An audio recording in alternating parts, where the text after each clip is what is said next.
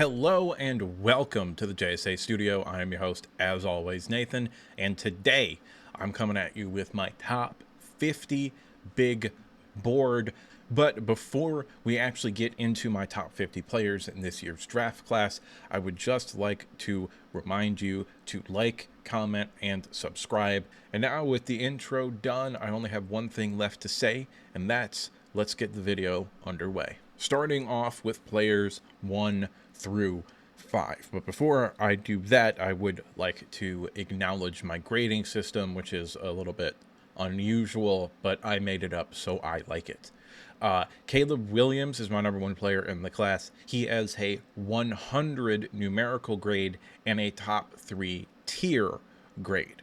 Numerical grades are relative to your position.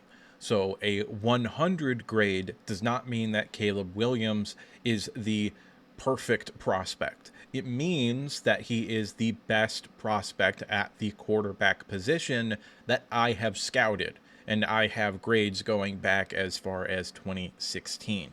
Your tier grade is simply where I would attribute your value in the NFL draft. So Caleb Williams has a top 3 value, and that means that I would take him with the first overall pick, and any pick after 3, whether that's 4 or 9 or 244, that is a pick below value, which is a good thing.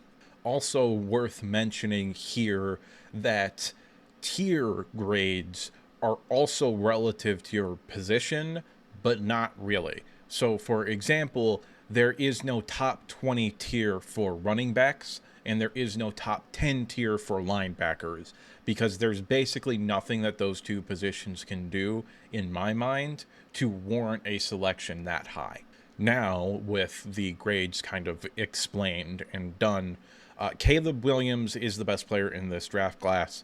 He is the level of prospect where if he fails, you kind of just have to shrug your shoulders and say, no, but I could have seen this coming.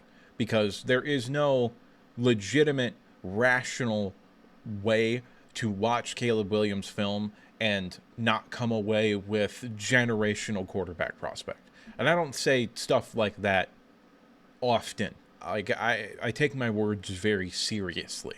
Typically, there's a generational, quote unquote, prospect at whatever position that you want it to do about once every 3 to 5 years or so. Like a truly generational prospect. Like I would have considered Myles Garrett a generational prospect as an edge rusher. I would have considered Andrew Luck a generational prospect as a quarterback back in 2012, but I was in middle school, so I didn't really do scouting or grades back then. And if you want a more recent example, I had Sauce Gardner as a generational cornerback talent. So those are sort of the guys, I'm sure I'm forgetting somebody, but those are the guys that I would consider generational talents, so to speak. And I think Caleb Williams is in that tier of players. Someone who isn't in that tier of players, but also someone who I think could potentially end up there, like as an actual player, is my number 2 player, Drake May. Drake May has a 99.51 grade, which is a top 3 tier, meaning that I would take Drake May with the first overall pick. I do think Drake May is that kind of prospect, and I think Drake May has been more of a victim of prospect fatigue than Caleb Williams has, because Caleb Williams is legitimately a generational player. There have been players recently that the media have gifted that term to that weren't really generational players, and also the media didn't really treat them like generational players. But the media treats Caleb Williams like a generational player. But with Drake May, they're talking about, oh, is Jaden Daniels better than him? Is J.J. McCarthy potentially better than him?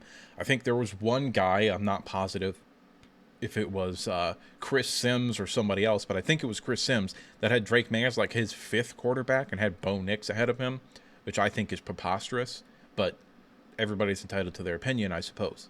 Nevertheless, Drake May is probably the most physically talented player in this class, I think it's a debate between him and Caleb Williams.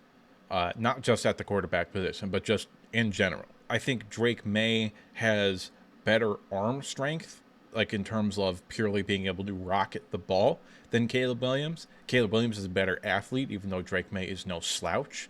But even though Drake May is really good when extending plays and doing stuff, Caleb Williams is just on a different level than him. Caleb Williams is like if we gave Russell Wilson elite arm talent, whereas Drake May is kind of like a Josh Allen, Justin Herbert hybrid. And I was not very high on either of those players when they came out, but I have learned my lesson. And I have Drake May as my number 2 player. Marvin Harrison Jr. out of Ohio State is my number 3 player. And interestingly, he ended up being my second highest graded wide receiver of all time, behind only Justin Jefferson. And that pick, by the way, that take that I had on Justin Jefferson is the best take I've ever had in my entire life. I was so high on Justin Jefferson. I think he was my number 2 player in that 2020 class, behind only his teammate Joe Burrow. And even though I also had a very high grade on Chase Young, who I think was also that draft class, I had him ranked above Chase Young. And, you know, Joe Burrow and Justin Jefferson kind of worked out, but Chase Young didn't really. In fact, he's kind of bad, if we're being honest. But getting back to the matter at hand, Marvin Harrison Jr.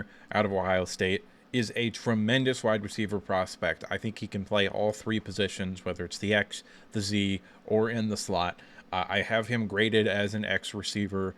He is a great route runner. His body control is absolutely fantastic. He has elite speed. I think he would have ran in the high 4.3s if he decided to run the 40. I think he's also a tremendously safe prospect as well. And I really, really think Marvin Harrison is going to be a probably 1,200 plus receiver year 1, probably with 8 to 10 touchdowns as well. Similarly, I have Malik Neighbors, who I have graded as a 99.68 numerical grade and a top 5 tier. I will also say this, even though I love Malik Neighbors currently sits at number 6 all time on my wide receiver rankings. They are not broken down into separate positions, although I think maybe one day I might actually go through all of it and decide, oh, this guy's graded as a slot, etc., etc. But that was something I started doing last year, was breaking it down into 3 different positions.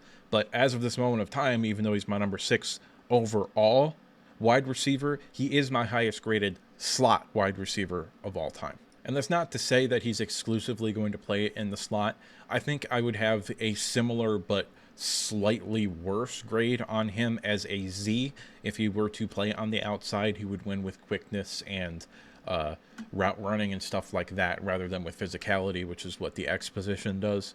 But he's so explosive. He's so good. He's underrated in contested catch situations, not necessarily jump balls. I think there is a certain type of person that when they hear contested catches, they're thinking of like Calvin Johnson jumping over 4 people to go up and catch the ball, in terms of like a jump ball type of player. Those are a type of contested catch, but they're not the only type of contested catch.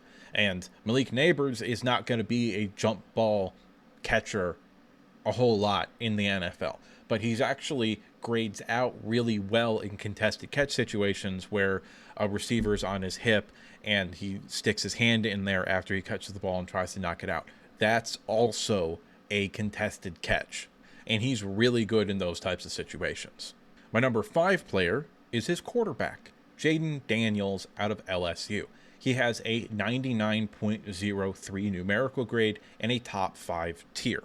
I really, really like Jaden Daniels, although he is on the bottom part of a top 5 grade for me.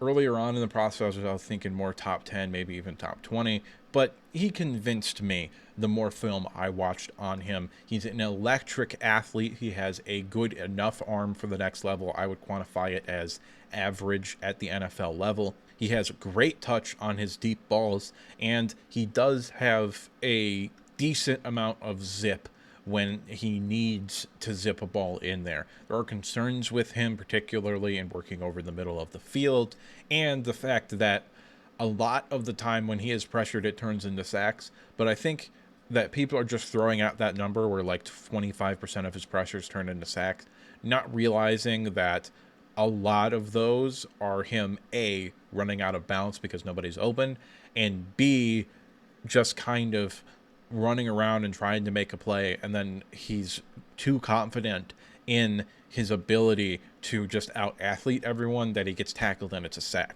So those are both coaching points where you don't need to run out of bounds, just throw the ball away.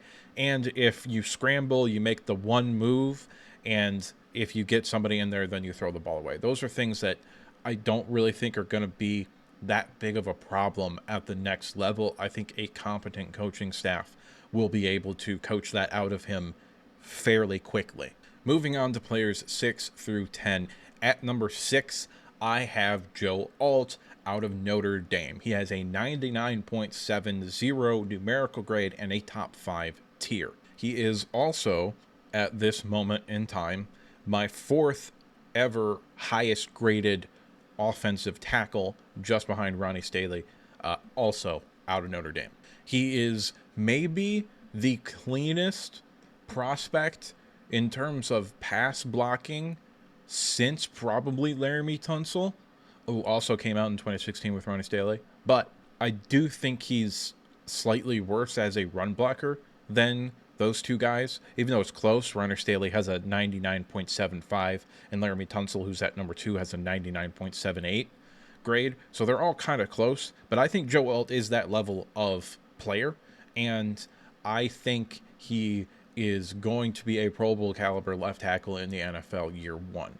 I think he's a good enough athlete. I think he's got basically a perfect frame for a left tackle.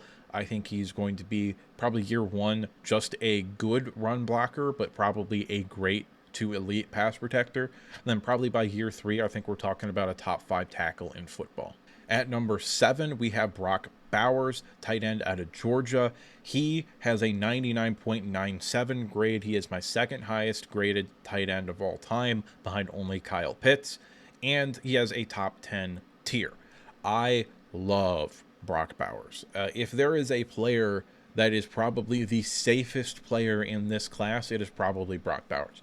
Worst case scenario, you're getting a perennial 1,000-yard tight end as a receiving threat. Maybe he doesn't block very well, but I don't really care that much, because this is a guy who I think if he ran the 40, had a real good chance to run in the high 4.4s as a tight end at 6'3", 240. That is elite athleticism. He's the most shifty tight end I've ever seen in my entire life. And I think if you wanted to put him outside as a legitimate X receiver, he could probably also do that.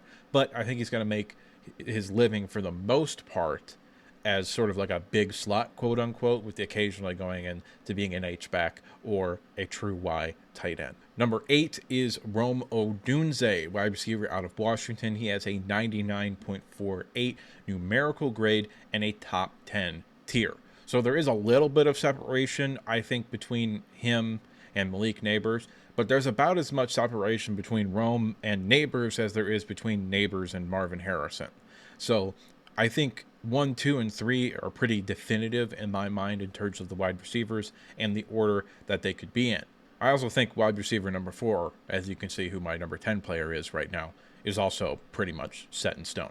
But we'll talk about him in a minute. Rome Odunze, physical receiver. I've got him graded as an X. And in terms of what you want an X wide receiver to be, he's probably like the guy. Like, he's the prototypical X receiver. He can win with route running, but where he really shines is when he is physical with the defensive backs and utilizes both his athleticism, his skill, and that physicality to just dominate the game of football at a high level. I love Rome Odunze. I think he's a high floor player who also has the ceiling of a perennial Pro Bowl and All-Pro type of player. Number 9 is Taliesin Fuaga out of Oregon State. He is an offensive tackle. I have a 99.41 grade with a top 10 tier on him. He, I think, year one is going to kind of be the opposite of Joe Alt a little bit. I think Joe Alt's a better athlete than him, A, which is why I have him graded higher. But B, I grade pass blocking higher than I grade run blocking. So pass blocking to me in the NFL is more important than run blocking. If you are a elite run blocker and an average pass blocker, you are not as valuable to me as an elite pass blocker and average run blocker. And that's what I think Fuaga is going to be, at least in year one. I think he's going to struggle with speed at times, as well as guys that can convert speed to power or have a reliable counter move. But he is still a very good athlete. I think he will get better at it as time goes on. But year one, I think he's going to kind of be the opposite of Joe Alt, where I think he's going to be a very, very good run blocker and potentially just like an average or maybe even below average pass blocker until he can kind of really figure it out at that aspect of the game. But he has Pro Bowl tackle written all over him. Worst case scenario, I think you move him inside to right guard and he has a banger career as a right guard. I think he's a relatively safe prospect as well. And finally, number 10, I have Brian Thomas Jr., wide receiver out of LSU. I have him graded as an X, and I have him as a 99.28 numerical grade and a top 10 tier. I'm high on Brian Thomas Jr. I'm higher than I think pretty much everybody else on Brian Thomas Jr. I love Brian Thomas Jr. However, I will admit Brian Thomas Jr. is also the player, or the type of player, I should say, that I just fall in love with at the wide receiver position. Height, weight, speed, wins in contested catch situations, doesn't really play through contact all that well, I gotta be honest with you, which I think is his biggest critique, which for a guy who's 6'3" and like 215, probably you hope that he's better at that, especially if you're going to actually ask him to be an X rather than a Z, which maybe you just play him at Z, I don't know. But he's ridiculously fast. He's physical, catches the ball when he needs to. Blocking is potentially an issue, but it's not like he's completely adverse to it. I just think he needs to get better at it. But all in all, I think he is a wide receiver that legitimately has the highest ceiling of any wide receiver in this class. He could be like Julio Jones 2.0. In fact, if you look at their athletic profiles, they're very similar. Julio Jones was 6'2" and 5'8" and came in at 220 pounds. He ran 4.34 and had a 38.5-inch vertical. Brian Thomas Jr. came in at 6'2" and 3/4, 210, had a 4.33 40-yard dash and a 38.5-inch vertical. So saying Julio Jones as a potential comp for Brian Thomas Jr., I don't think is all that big of a stretch. I think they're very similar athletically, and I think even though their play styles, Julio was much better in contested catch situations and played with a lot more physicality than Brian Thomas Jr., which is why I would have had Julio Jones graded higher than Brian Thomas Jr., but I do legitimately think he has that kind of upside as a player. I think he has the highest ceiling of any wide receiver in this class. Moving on to players 11 through 20, we actually get some defensive players now. This is a very offensive heavy draft in my opinion, but there are still some defensive players that I really, really, really, really like. And Jared Verse and Quinyon Mitchell, who are 11 and 12, are two of those players. Jared Verse, I think, is an all-around defensive end prospect. I have him graded as a 99.43 with a top 10 tier. And Quinyon Mitchell, I also think, is a very good all-around prospect. I have him graded with a 99.11 grade and a top 10 tier as well. Now, focusing in on Jared Verse here, and then we'll move on to Quinyon Mitchell and then move down the board. Jared Verse is a very, very good run blocker who can win in a variety of ways in the run game. And he's a very, very good pass rusher who can win in a variety of ways. He converts speed to power. He's got bend to get around the edge. He can win with counter moves and stuff like that. I really, really, really like Jared Verse. He is the best defensive player in this draft class, in my opinion. And last year, if he had come out, I probably would have had him graded very similar. But I think him winning the ACC and probably should have made the playoffs, but they didn't.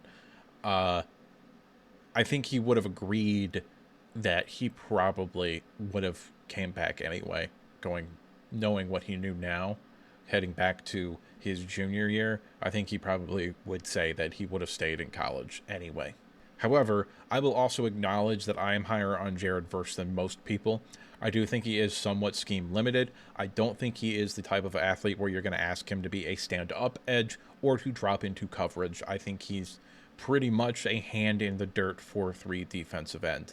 But I would very much like for him to go to like the Indianapolis Colts, or God forbid if he fell to the Lions. That would be fantastic. But I'm not sure about that. Quinyon Mitchell is also another guy that I would like to have fall to the Detroit Lions.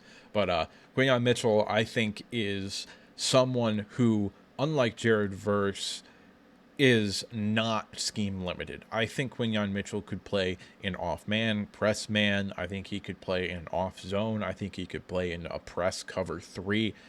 There really isn't a whole lot that I don't think Quinyon Mitchell can do. I think if you wanted to, you could put him in the slot and you'd have an elite slot defensive player as well. I really, really like Quinyon Mitchell. We've kind of learned the past few years that the jump from the MAC to the NFL is probably not as big of a leap as some people make it out to be. Like, if he had played in a Power 5 conference, I think if he had played in the SEC or at Alabama or whatever, I think he probably would have just as big of a leap to the NFL. So I'm not really all that concerned about it. I think he's a very technically sound corner who's a good athlete, and I think he's a home run pick for a team, whoever takes him. Number 13 is AD or Donnie Mitchell. I don't know which one he prefers. I just say AD because it's easier to spell. I have him graded as a X receiver. The biggest knock on him is that sometimes he takes plays off, and there have been people that have been like showing clips and they were like, oh, this isn't him taking the play off, it's him setting up the corner. No, it's him taking the play off. There are some people that are trying to be like cute about it because they really, really like AD Mitchell, and I really, really like AD Mitchell. But he takes plays off. And I don't think that's that big of a deal. I don't really care that much because I don't think it'll be a problem in the NFL. I think he might take plays off in the NFL. That might be something he does. But even if he does, I don't particularly care that much because I think he's going to be a Pro Bowl caliber wide receiver at the next level.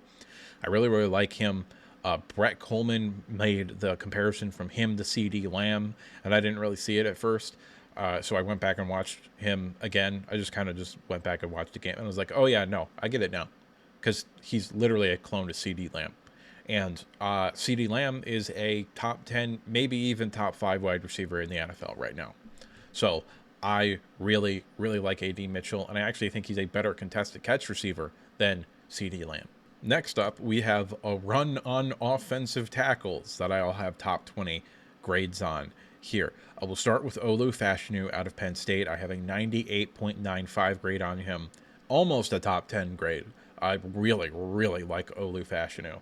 I also really like Jordan Morgan out of Arizona, 98.68. However, I will also say Jordan Morgan might end up as a guard at the next level. His arm length does leave some stuff to be desired. He has a little bit shorter arms than you would like for an offensive tackle. On the complete flip side of that, we have Amarius Mims out of Georgia, who I've graded as a 98.62 grade. I think it's close with him and Jordan Morgan. I just like Jordan Morgan better. Mims, on the other hand, has basically every check mark physically that you could possibly want in an offensive tackle.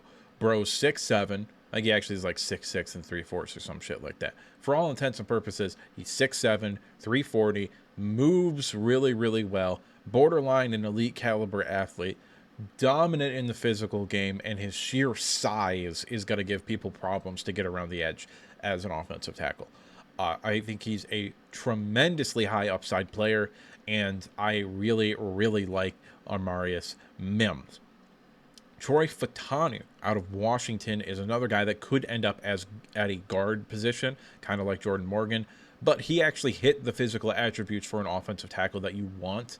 So I've got him graded as a tackle. Jordan Morgan, I do also have him graded as a tackle as well, but I think it's more likely he ends up as a guard at the next level than it is that Troy Fautanu ends up as a guard at the next level. Troy Fautanu is a very good athlete, technically sound, basically didn't get beat the whole year at Washington, and just all around, I think he's a very safe prospect who you could start at, I think, either tackle position year one, or potentially even move him inside if you really wanted to, although I think that would be a waste of his athleticism and potential. Number 18, I have Laiatu Latu out of UCLA.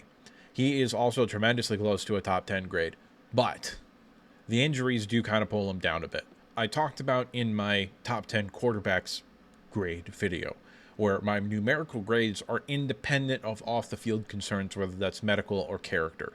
So him being a 98.99, which is 1 point away from a top 10 grade for my edge rushers, is based on the film. The fact that he has a top 20 grade, even though technically I would have given that grade if there was no concern, you'd think he'd be right up there closer to the top 10 position, just relatively speaking, because he's like 1 point away from being in the top 10. So maybe he should even be number 13, just outside of the top 10 grades. But the injury does push him down the board a little bit for me, because neck injuries specifically are real scary. You don't know what those things look like. They could happen at any time. It's the reason Mike Williams fell, and I think that scares me a little bit, especially because I don't have access to the medical information that NFL teams do. Now, the news out of the combine for him was that the injury concerns are okay. They're fine. They're not necessarily a long-term deal. I don't know if I buy that, especially because it's a neck injury. If it was like a knee injury, like, for example, we'll talk about Michael Penix at some point in this video, that I would be less concerned about if it was a knee or a shoulder injury. But neck injuries just scare me, man. So he is pushed down the board a little bit. But he is a tremendous football player, and if the injuries check out, somebody's going to get a Pro Bowl caliber edge rusher very, very soon. Similarly, Dallas Turner from Alabama is the 19th player in this draft, in my opinion. He's got a 98.97 numerical grade and a top 20 tier. I'm not as high on him as other people. I think his get off and bend is elite, but I think he kind of struggles in the run game a little bit, and I think he's going to struggle more at the next level, especially if a team drafts him to be a 4-3 defensive end as opposed to like a stand-up edge rusher. I think he's going to be at least somewhat scheme limited. Now, being said, he's a phenomenal athlete, and he's just a really, really, really tremendous pass rusher. I do like him a lot, but I think he does kind of need to go to the right situation in order for him to reach that potential and to the right scheme. God forbid the Ravens get their hands on this guy, because we know how much they love athletic, undersized edge rushers.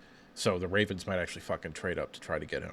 Number 20, I have Jackson Powers Johnson at a 98.61 grade and a top 20 tier. He's my number one interior offensive lineman in this class, assuming we don't count Jordan Morgan. He's big, he's physical, he moves people, technically sound in the pass game and the run game. There's a lot to like about Jackson Powers Johnson, and I like him a lot. Anyway, moving on to numbers 21 to 30. This video is already almost a half hour long, so I'm going to kind of blast through this last little bit here. But I have Byron Murphy at 21. I have him graded as a 3 tech out of Texas. He has a 98.91 grade and a top 20 tier. Really like him. I think he's going to be a very good run stopping 3 technique and a very good pass rusher as well. Number 22, I have Nate Wiggins, cornerback out of Clemson. He is tremendously scheme limited You're not going to put this guy in a press scheme and expect him to be very good. But I think even with that limitations, if you put him in a cover 3 scheme or a cover 4 scheme, preferably, where he's playing off zone coverage, I think he is going to be a very, very good corner at the next level. At number 23, we have the man, the myth, the legend, J.J. McCarthy, quarterback out of Michigan. I have a 97.51 grade out of him, which is just inside the top 20 tier for quarterbacks, that is. But for some reason and somehow I've ended up in the middle on J.J. McCarthy, and nobody is in the middle on J.J. McCarthy. Like, do I think he's a bona fide top 5 pick in this class? No. Do I think he's a surefire first round talent? Yes. And most people think he's either like a second or third round guy, or he's going to go number 2 overall. And I don't really know how I ended up in the middle, because I was higher on him than pretty much everybody during the season. I made a video back in September, the Wednesday after the ECU game, where I'm like, oh yeah, this kid's a first round pick. And pretty much nobody else held that opinion at the time. But now, all of a sudden, he's either a top 5 pick or you're a hater. And I don't necessarily believe in that. I think the reality of J.J. McCarthy is he is the safest project quarterback in the history of the NFL. He is not someone that can come in and play right away. I think you are making a tremendous mistake if you play him right away. I think he needs to sit for, at a minimum, like half of the year, but preferably the whole ass year. And then heading into year 2, having acclimated to the NFL, having worked on reading the field and some of the progressions and stuff that he didn't do at Michigan very well, then I'm ready to start him in year 2 and let him have a sort of Jordan Love type of season this past year, where maybe the first half of the year he isn't great, but the second half of the year you finally see that legitimate franchise type of quarterback. I think you're going to have to be patient with J.J. McCarthy. But for some reason, people, I don't think, are being realistic about J.J. McCarthy. And that's both people on the high end and the low end of J.J. McCarthy, okay? Because the low end people that don't see the first round talent, they're just dumb, like, or biased, okay?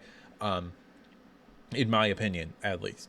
And the people that I think are talking about him in the top 5, I think are also not necessarily dumb, because he does have that kind of upside, but I think they are perhaps a little bit biased as well. Now, that's not to say that J.J. McCarthy isn't going to go in the top 5. He's probably going to go in the top 5. I think his legitimate floor is probably the Giants at 6, okay?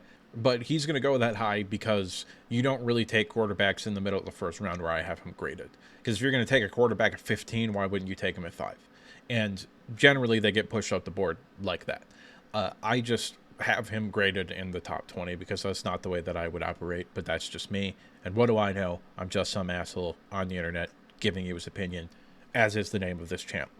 At number 24, Itarian Arnold, who I think is almost as scheme limited as Nate Wiggins, but perhaps in the opposite way. I think he needs to be in a press scheme, preferably a press man scheme, as opposed to like a press zone or an off man or off zone.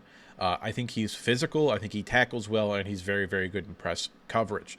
At 25, I have Chop Robinson out of Penn State. He has a 98.87 numerical grade and a top 20 grade. I really like Chop Robinson. I like him a lot. Not as much as I like 26 on this list, Spencer Rattler out of South Carolina. I would spend a first-round pick on Spencer Rattler in a heartbeat.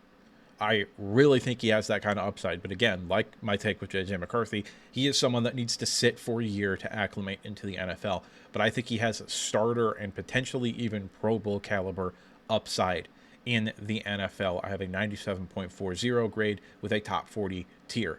Spencer Rattler is also the first player that I would consider to not have a first-round quote-unquote grade, even though top 40 does include picks 21 to 32. In fact, that's the majority of the grade.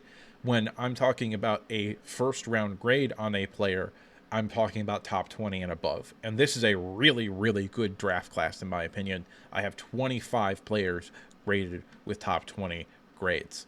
Number 27 is also a guy that, going back to last year with my not at all too early mock draft that I did, like in May of 2023, I had him as a first round pick then, and I've still got him in that sort of range here today. I really like Keon Coleman. My opinion on him has basically not changed. He's an X receiver who's going to excel in contested catches situations, even though he doesn't grade out like that. But I think that's largely because of the quarterback who kind of put him in some bad situations to actually be able to catch the ball. But I still think he is someone that has borderline dominant X receiver as his upside. I have Michael Penix at 28, so I've kind of got three quarterbacks here kind of lumped together. But I like Michael Penix. I think it was Brett Coleman's co-host on the Bootleg Football Report. I think his name is EJ. And I think it was him that said this. I might be wrong, but I think it was him that said that Michael Penix is just left-handed Baker Mayfield. And I got to be honest with you, that's such a perfect comparison. I'm mad I didn't come up with it. Because everything that Michael Penix throws is a fastball. And it's the same way with Baker Mayfield. He doesn't really layer passes very well, both Penix and Mayfield. That is something that I think can be learned. But I do like Michael Penix a lot. I think he's a great athlete. He ran like 4.46. And at the next level, I might be asking him to actually run the football a little bit, assuming the knee and the shoulder check out as well as they did in the combine. In my top 10 quarterbacks video, I had Michael Penix Jr. as a top 75 grade rather than the top 40 grade, but the medical on him came back clean, so I bumped him up a little bit to now have a potential first round sort of grade on him. 29, I have JC Latham out of Alabama. Big, powerful. Question how much power he has. Also question the pass blocking ability a little bit. I think he's a good player, though. Number 30, Ladd McConkey, elite caliber route runner, maybe the second best route runner in this class behind Malik Neighbors. Really, really good Z receiver. He's not probably someone that's going to play in the slot a whole lot. I think he actually plays on the outside. Also someone who is kind of being jammed into a specific role because teams don't, or people rather, not teams, because like people in the media don't really watch film. So I like Ladd McConkey. I have him graded as a Z receiver. Player number 31 is Graham Barton out of Duke. I have him graded as a guard. I have a 98.44 numerical grade and a top 40 tier on him. I think he can play center, but I think his best position would be guard. At number 32, I have Zach Frazier out of West Virginia. I have him graded as a center with a 98.40 numerical grade and a top 40 tier. I think he's a starting caliber center day one in the NFL. And I think there are several teams that are going to be interested in his services at the beginning of the second round. At number 33, I have Mike Sainristil out of Michigan. I have a 98.99 grade on him, top 40 tier as a slot corner. I really like Mike Sainristil. I think he's someone where in a redraft that we do 5 years from now is going to be a top 20 pick, because I think he's going to be one of the better players in this class, but there is a little bit of positional value weighing him down a bit. Also, the size concerns are things that I think are legitimate concerns, because he's like 5'8" and 185 pounds. And yes, that is a concern. If he was 6 foot and 190 pounds, he'd be a top 5 player in this class for me. That's how much that size, I think, is holding him back. Also, someone whose size is holding him back a little bit, in my opinion, is Xavier Worthy out of Texas, who have a 97.74 numerical grade and a top 40 tier. Yes, he broke the NFL Combine record for the 40-yard dash, okay? He's tremendously fast. I think Jameson Williams probably would have that record if he ran, but that's just my opinion. Also, Jameson Williams is a significantly better receiver than Xavier Worthy ever was. That being said, I do like Xavier Worthy, but my problem is that I don't think he's a wide receiver that is ever going to be beyond the deep threat. I think he's Deshaun Jackson, best case scenario. Worst case scenario, like a guy that you put out there as like a diversion necessarily, who you throw 2 or 3 deep shots to a game just to see what happens. Maybe you connect on one, and that's about it. That being said, I think he does have upside as a route runner working over the middle of the field or potentially in the slot. But right now, I think he's probably a role player. someone who doesn't necessarily have that same size concern as the previous two players is Johnny Newton out of Illinois, who, having looked at my all-time defensive tackle grades, I've decided to move down the board slightly. My opinion on him is effectively the same.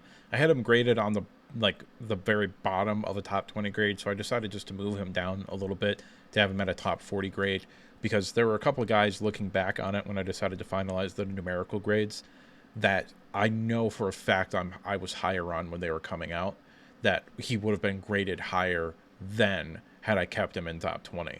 So I've decided to move him down the board a little bit, but my opinion is still the same. I think he's a very good pass rushing defensive tackle that has upside as a run blocker to at least be an okay run blocker.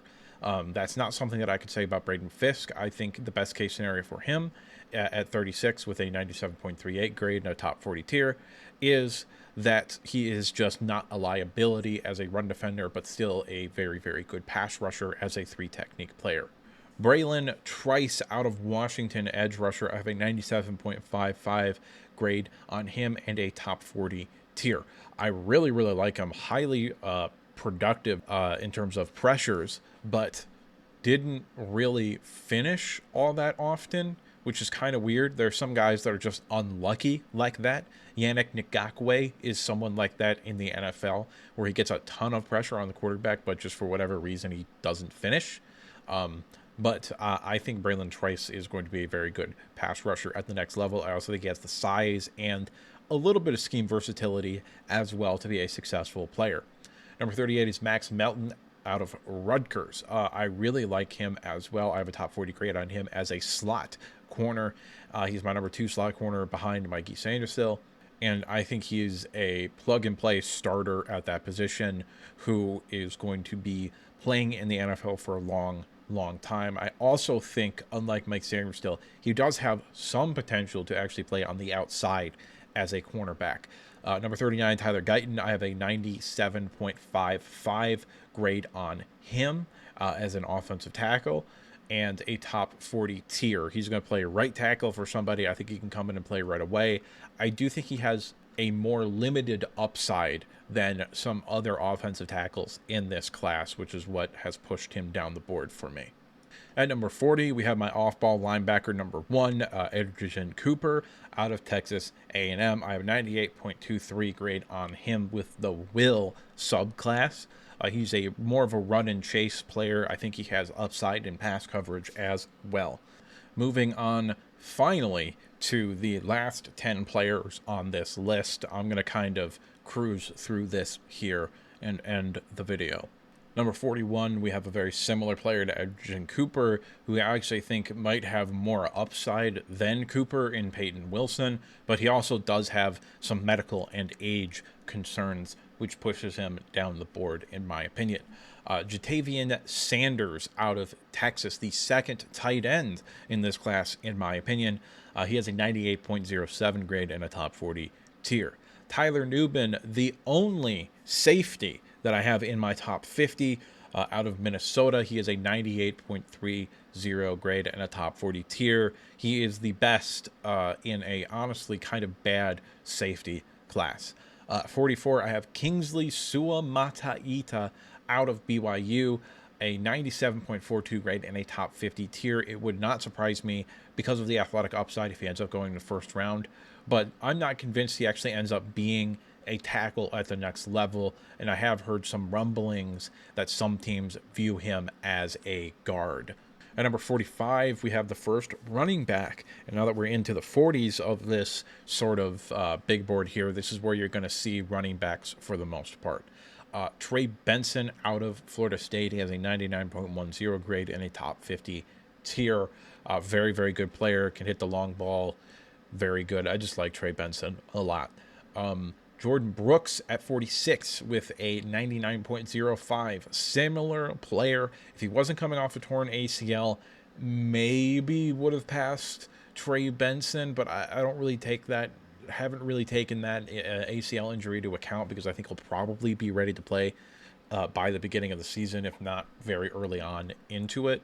So that doesn't really play a factor into this. And the fact of the matter is that you get your ACL torn, you're out for 7 months, 7, 8 months, and then you come back and you're the same player you were before.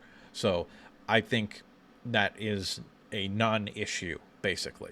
The darling of the draft class for a lot of people is up next here at number 47. I have Malachi Corley out of Western Kentucky with a 97.27 grade as a slot wide receiver and a top 50 tier.